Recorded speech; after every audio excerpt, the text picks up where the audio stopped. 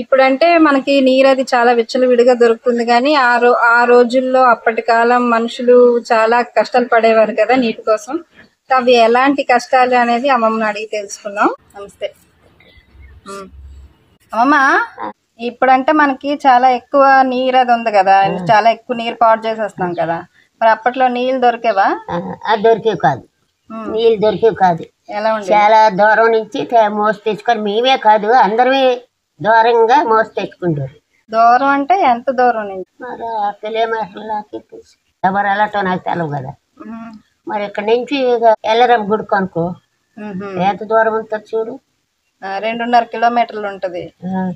ఎల్లరమ్మ గుడి దాటి కూడా తోట ఉందా, ఆ తోటలో ఒక రుజు ఉండేది, అందులో కూడా మోసి తెచ్చుకుంటారు. ఇక్కడ లేకపోతే ఇక్కడ ఖాళీ లేకపోతే అందరూ ఒకేసారి మోసుకుండేవారా?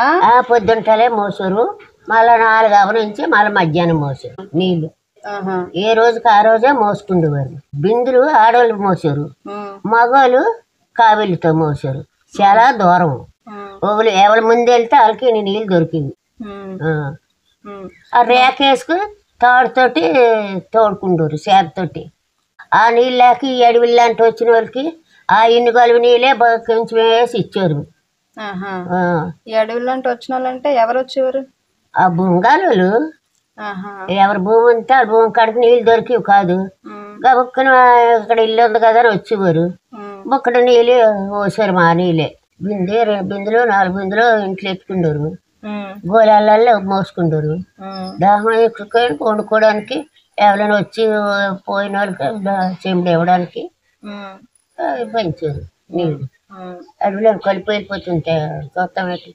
ఇక్కడి నుంచి మన ఇంటికాడి నుంచి చెరువుకి వెళ్ళిన దాకా మన నీళ్ళే వచ్చారు. ఆ చెరువులోనూ బోల్డ్ గంగ వచ్చేది. ఈ ఎంపలోకలు వచ్చి ఎంపల చెట్లు పోసి ఆ నీటిలో వేసుకొని ఆ నీళ్ళు అడకట్టుకొని తాగేవారు ఊర్లో నుంచి వచ్చిన వాళ్ళు. ఎంపలోకలు అంటే ఇప్పుడు ఎంపల చెట్లు ఉన్నాయి కదా, తెంగడి చెట్లు అవి లేవా?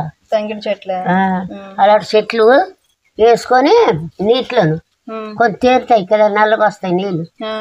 ఆ ఆకులు అది వేస్తే నీళ్ళు నల్లగా వస్తాయి. ఆ నీళ్ళు వడకట్టుకొని తెచ్చుకొని తాగారు. ప్యాన్ మేగిపోతుంది ఆ నీళ్ళు. ఆ చెరువులోనివి ఆ చెరువులో పెద్ద చెరువు అది. బాగానే ఉండేది నీరు. దూరం తాగడానికి ఇంట్లో పనులకి అవే నీళ్ళ. అన్నిటికి ఆవులకి ఎడ్లకి గొర్రెలకి అన్నిటికి ఆ నీళ్ళు కొంచెం వేసి పెట్టారు. వర్షాలు పడితే గడ్డలంటే అట్లాంటి నీళ్ళు దొరికితే దాచుకుంటారు. వర్షాలు పడితే గడ్డలంట మామూలు వర్షం పడితే నీరు వెళ్తుంది కదా కాలువలాగా, అలాంటిది వండుకొని గోలల్లో వేసుకొని దాచుకుంటారు. గొర్రెలకి ఆవులకి ఎడ్లకి ఆవులకి. మరి అవి బురద నీళ్ళు అవుతాయేమో, కొంత తేరుతాయి కదా. ఆరు నుంచి తోడుకుంటారు. చిన్న పోయినా తీసేవారు గోతులకి.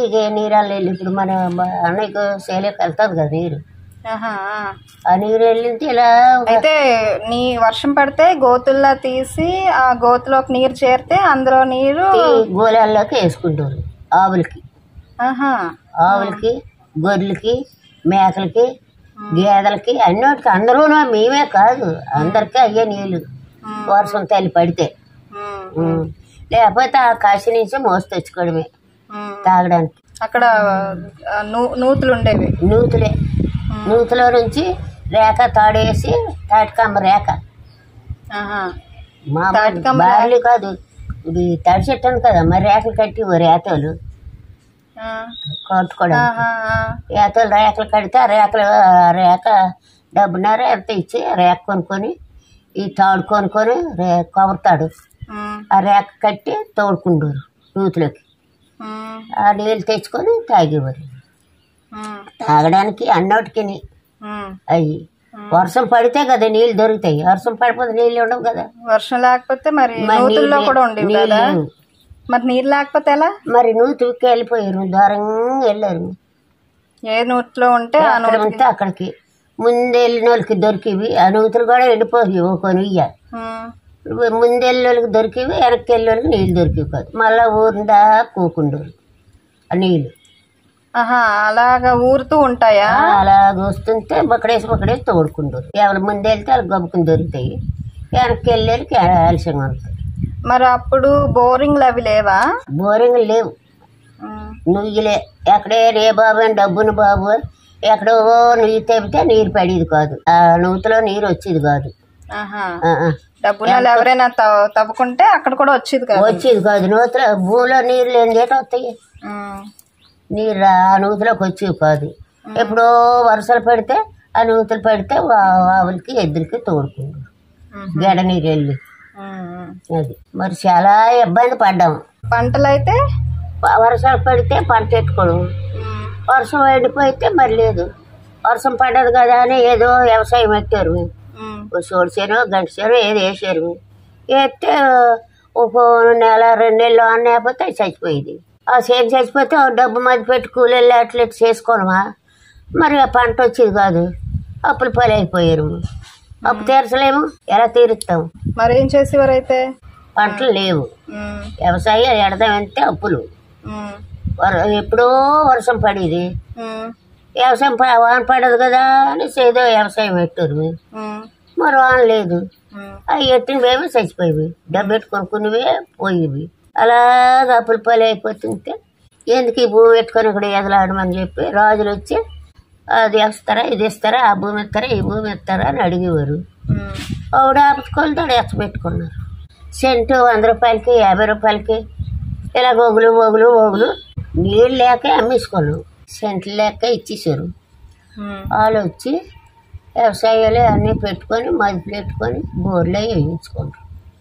అయితే అప్పుడు డబ్బున్న వాళ్ళకి కూడా నీరు దొరికేవారు. డబ్బున్న వాళ్ళకి నీరు లేదు, డబ్బున్న వాళ్ళు నుయ్యి తెగితే నీరు పడేది కాదు. ఆ నుయ్య ఎక్కడో నుయ్యి ఉండేది, ఆ తోటలో నుయ్యి ఉండేది, అక్కడో నుయ్యి ఉండేది, నీరు ఉండేది కాదు. నూతులు తవ్వేవారు కానీ నీరు పడేది కాదు, నీరు లేదు. అక్కడ మరిసెట్ కడ నుయ్యి తెగితే ఎంత నొయ్యి తవ్వారో, చాలా నోయి తవ్వినా నీరు పడలేదు. అక్కడ పడి వదిలేసాడు. డబ్బున్నోడే ఆ నుయ్యి తవ్వించాడు, నీళ్ళు లేవు. అలాగే బాధలు పడుకొని అలా జీవించుకొచ్చారు.